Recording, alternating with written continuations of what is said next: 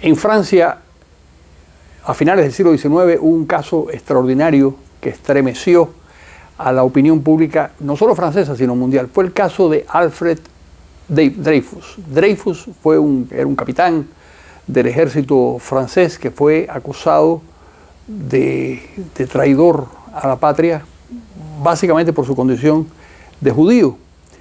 Y eso pues significó que lo condenaran a una larguísima sentencia, y esto estremeció a la sociedad francesa. Hubo un artículo famoso del famoso Émile Zola, el novelista, titulado Yo acuso, donde explicaba por qué se habían violado todos los derechos de esta persona. Eventualmente esta persona salió de la cárcel, se incorporó al ejército nuevamente, incluso peleó en la Primera Guerra Mundial con todos los honores. Quiere decir que se triunfó. Bueno, en Colombia está pasando algo parecido. El caso Dreyfus en Colombia es el caso de Andrés Felipe Arias, exministro de Agricultura en el gobierno de Álvaro Uribe, y luego precandidato presidencial en el país. Se han violado todos los derechos, se ha atropellado a esta persona y se ha convertido en un chivo expiatorio para, de alguna manera, justificar las posiciones políticas de sus adversarios. Hoy tenemos una entrevista muy importante que es a Catalina Serrano de Arias, la joven esposa de este personaje tan importante en la historia de Colombia. Joven esposa que está luchando por rescatar a su marido y por impedir que lo extraditen rumbo a Colombia, donde lo probable es que muera en una cárcel, porque eso es lo que puede ocurrir si lo llevan a ese país. Señora, ¿qué tiempo lleva casada con su esposo? Llevamos 9 años de casados, tenemos 2 pequeños chiquitos, muy valientes, Eloísa de 8 años y Juan Pedro de 5 años. ¿Por qué son valientes?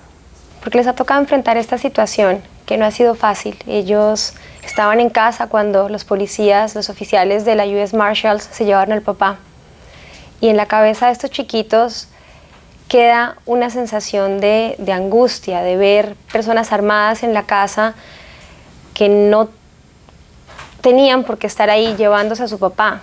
Juan Pedro, por ejemplo, tiene miedo de encontrarse con un policía, porque en su cabecita quedó que esos policías querían matar a su papá.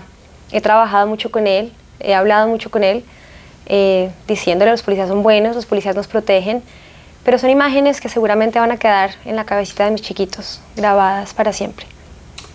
Sí, yo me temo que eso es algo que va a ser bastante difícil de borrar. ¿Qué delitos le imputa la Fiscalía colombiana a su marido? A mi esposo lo condenan por 2 delitos. Celebración de contratos sin el lleno de requisitos y peculado en favor de terceros. Permíteme explicarte un poco mejor el contexto. Cuando mi esposo fue ministro de Agricultura, diseñó un programa, Agroingreso Seguro, que buscaba beneficiar tanto a los pequeños, como a los medianos, como a los grandes empresarios del campo. Fue un programa que llegó a más de 380.000 empresas del campo, productores del campo en Colombia. Desafortunadamente, un poco menos del 1% le hicieron una trampa al programa de riego. Estas familias adineradas que le hacen una trampa al gobierno, lo que hicieron fue dividir sus tierras. ¿Su esposo tenía noticia de que estaban haciendo esa trampa? No, de hecho, una de las grandes mentiras que se dicen es que mi esposo fue advertido por la empresa de auditoría con relación a que esto podía pasar. Nosotros presentamos en el juicio una prueba, que es la carta del gerente de la empresa de auditoría, diciendo que nunca se advirtió de la posibilidad de que este fraude pudiera darse. De hecho, cuando sale el escándalo, mi esposo ya no es ministro, él estaba como candidato a la presidencia. Estos grandes empresarios lo que hicieron fue dividir sus tierras para poder acceder a más recursos. ¿En qué momento pasa todo este escándalo? En el año 2009, mi esposo ya no era ministro, él estaba como candidato por el Partido Conservador a la presidencia de la República de Colombia. él lideraba las encuestas con opciones bastante altas de ganar esta candidatura. En ese momento, con intenciones de sacarlo de la competencia política, sale el escándalo del fraude que estos beneficiarios hicieron. ¿Quiénes sacan esa información? Salió a través de los medios de comunicación. Recuerdo muy bien, 25 de septiembre del 2009, hace ya 7 años exactamente, cuando sale el escándalo. Y el gran escándalo es el ministro de Agricultura le entrega plata a los ricos del campo. Otra gran mentira, eso no fue así. El programa, como yo te comentaba, benefició a 380,000 familias del campo, donde el 98% de los subsidios fueron entregados a pequeños y medianos. Solamente menos del 1% llegó a estos grandes productores del campo. ¿Y cómo consiguieron esos productores hacerse con un subsidio si ellos tenían ingresos suficientes? Lo que se pretendía era, para poder acceder a más subsidios, era parcelizar sus tierras y de esta forma acceder a más recursos. En el programa estaba incluido que los desembolsos no se hacían a las cuentas corrientes ni personales de los beneficiarios. Era un encargo fiduciario el que se encargaba de ir desembolsando los recursos en la medida en que los proyectos se iban ejecutando. Acá hay una cosa que es muy importante decir, y es que efectivamente los recursos que estos beneficiarios recibieron se invirtieron en el campo, crearon crecimiento, aumento en la población, aumento en la generación de empleos. Sin embargo, cuando todo esto pasa, es el mismo ministro que en su momento hace la denuncia y estos funcionarios, al verse cogidos, reconocen la trampa, pero además de reconocer su trampa, devuelven los recursos que habían recibido al Estado, también con la intención de buscar rebajas en sus penas. ¿Y lo logran? Sí. Efectivamente lo logran. Al acusar a su esposo consiguen rebajas. Ellos no acusaban a mi esposo, ellos reconocieron haber hecho una trampa al Estado. De hecho, en el juicio en contra de mi esposo ante la sala penal de la Corte Suprema de Justicia, bajo la gravedad de juramento, todos los beneficiarios que hicieron la trampa reconocieron que nunca se habían hablado con Andrés Felipe, que no lo conocían, que nunca le entregaron recursos ni a él, ni a su campaña, ni a nada. Entonces, ¿cómo puede haber un peculado? ¿Cómo puede tener mi esposo? ¿Cómo puede haber sido condenado por un peculado cuando los terceros con quien supuestamente se hizo el peculado ni lo conocían a él ni él los conocía a ellos? Adicionalmente, a mi esposo se le absolvió por cualquier anomalía en su patrimonio personal y familiar.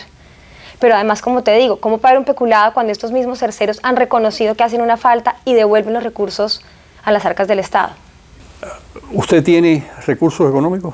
¿Usted es rica?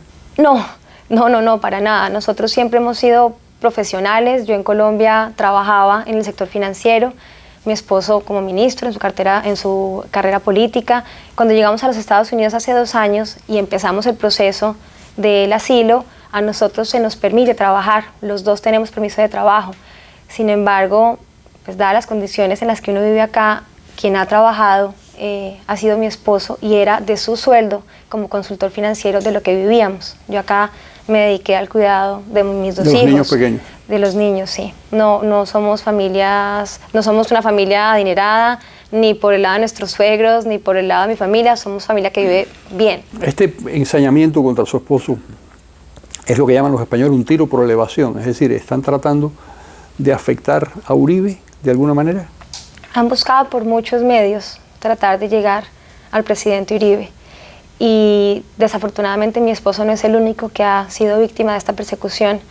Hay muchos más funcionarios que están viviendo la misma situación que nosotros. De hecho, traje este libro que escribió Prina Puleyo Mendoza, Cárcel o Exilio, en donde se detalla bastante bien, de una forma muy clara, la persecución que se está viviendo en nuestro país a militares, a funcionarios del alto gobierno, a personas que trabajaron para el presidente Uribe, personas como Oscar Iván Zuluaga, Luis Alfonso Hoyos, Luis Alfredo Ramos, que se encuentran, bien sea, o investigados y privados de la libertad mientras la investigación, o ya condenados por causas injustas o exiliados. ¿No le parece a usted muy extraño que mientras se firma la paz con unas personas que han cometido los peores crímenes, a su esposo y a otras personas las acosen judicialmente y las persigan? Eso es lo que más me duele. Yo soy una persona que cree en el perdón. De hecho, llevo bastantes años trabajando para perdonar todo el daño que nos han hecho. Y creo que lo he logrado. Y creo en el perdón. Pero creo en el perdón con justicia. No puede ser que mientras aquellos que tanto daño le hicieron a nuestro país, con masacres, con violaciones, con secuestros, con atentados, hoy en día se les esté perdonando y se les esté eximiendo de pasar en una cárcel, cuando aquellos funcionarios que trabajaron honorablemente para el país, le entregaron su vida, el amor real que tienen por Colombia, hoy en día estén siendo condenados y perseguidos a 17 años de cárcel, como en el caso de mi esposo. Y eso es algo que no lo entiendo, y es algo que si no se da una paz política en Colombia va a ser muy difícil, una paz sostenible firmada solamente con la guerrilla. ¿Quién usted cree que está detrás de toda esta persecución? Yo creo que hay muchos intereses políticos. Yo no me atrevo a dar nombres, pero sí han pasado muchas cosas que no son coincidencia en todo este proceso de mi esposo. Para enumerar algunas de las cosas que han pasado, ¿por qué justo 2 días antes de la reelección presidencial, cuando Oscar Iván Zuluaga, como candidato del presidente Uribe, lideraba las encuestas para suceder a Juan Manuel Santos, se filtra ilegalmente por la Corte Suprema de Justicia la noticia de que a mi esposo lo iban a condenar? Era una noticia que en ese momento le hacía mucho daño al candidato del uribismo, y efectivamente lo logró. Entonces, pasa eso, pasa que justo en los días en los que se están firmando los acuerdos en La Habana, mi esposo es detenido por los oficiales de la US Marshals porque Colombia lo solicita en extradición. No tengo pruebas, pero sí son hechos muy coincidentes que nos hacen pensar que esto es una persecución política. ¿Y no le parece una gran contradicción que la Embajada de los Estados Unidos les dé visa para salir del país, para protegerlos precisamente de una persecución que les parece injusta, y que luego el sistema judicial intente devolverlos a Colombia? Nosotros hasta este momento no hemos tenido la oportunidad de demostrar, digamos, las pruebas. Llevamos 2 años en un proceso de asilo, esperando ser llamados a una entrevista. Estando en este proceso se presenta esta nueva situación donde ahora no nos han llamado. De hecho, nos llamaron a los 4 meses, tuvimos una entrevista planeada, y 2 días antes de que esta entrevista se diera, recibimos una notificación diciendo que quedaba temporalmente cancelada, pero que nosotros seguíamos con un estatus legal en los Estados Unidos. Eso fue tal vez en octubre del 2014, año en el que llegamos acá. En este proceso de la búsqueda de asilo se presenta esta situación de la extradición. Ahora quedamos en manos de un juez. No hemos tenido aún la oportunidad de mostrar nuestras pruebas. Son pruebas muy sólidas con relación a la persecución política que hay en nuestro país, pero además al riesgo físico que puede correr mi esposo si lo llegan a regresar a Colombia. Creo que una vez tengamos esa oportunidad, va a ser tan claro y tan evidente que los Estados Unidos, país en quien yo confío, y no en vano estamos acá, nos van a poder dar la protección. ¿Qué va a pasar si, a pesar de la evidente injusticia, es decir, su esposo no está huyendo de la justicia colombiana, está huyendo de la injusticia colombiana, que es otra cosa? ¿Qué va a pasar si él es condenado, si él es extraditado? ¿Qué va a hacer usted? A ver, te soy sincera, es algo en lo que todavía no quiero pensar. Si algo yo no pierdo es la esperanza. La esperanza y la fe en Dios. Nosotros somos muy espirituales, somos muy creyentes y sabemos que en la vida también mucho. Y eso es lo que lo mantiene a él tan fuerte en una situación tan complicada como esta. Así que, confiando en Dios, sabemos que todo esto tiene un propósito, y es un propósito siempre para bien, a pesar de las dificultades. Yo soy una convencida de que tener fe en Dios no es no tener problemas ni cosas malas, es tener la certeza y la fortaleza de poder enfrentarnos en situaciones difíciles. Así que ni siquiera pienso en la posibilidad de ser regresados a Colombia, confío en que las cosas salgan bien, así que, bueno. Bueno, ojalá que así sea, Catalina. Realmente estamos ante un caso que yo creo que es muy importante para toda América Latina. Y me parece además de un cinismo total que esto se impulse simultáneamente a los pactos de paz y a los pactos de llegar a acuerdos con gente que ha cometido los peores crímenes. Pero en fin, cosas de ese tamaño hemos visto en América Latina muchas veces. Muchísimas gracias por participar en esta entrevista y ahora esperemos que esto circule profusamente por las redes sociales en Colombia. Muchísimas gracias a ti por la oportunidad.